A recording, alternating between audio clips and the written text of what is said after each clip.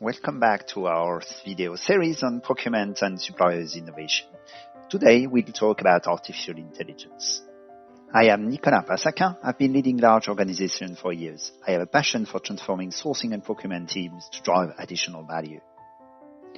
In this video, we will discuss artificial intelligence and how this plays in the current landscape we are in today.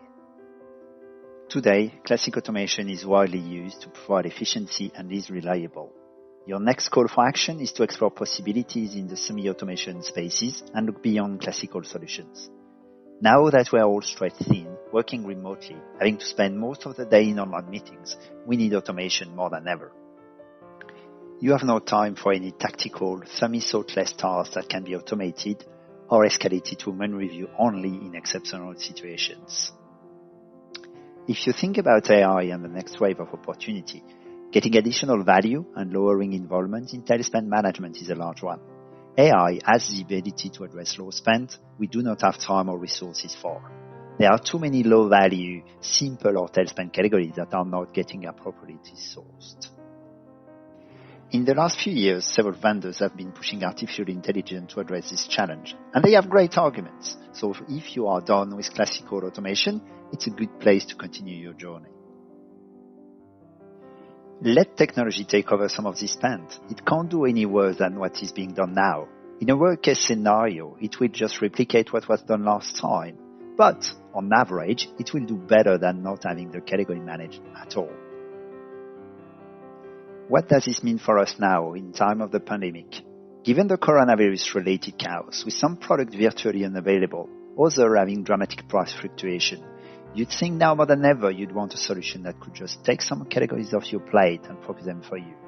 And while that would be great, now more than ever you shouldn't. AI is dependent on historical data and information and may not deal well with shake-up. All AI solutions are based on classical machine learning algorithms that produce standard responses based upon standard situations identified from large historical datasets, where a significant amount of the time the data is consistent.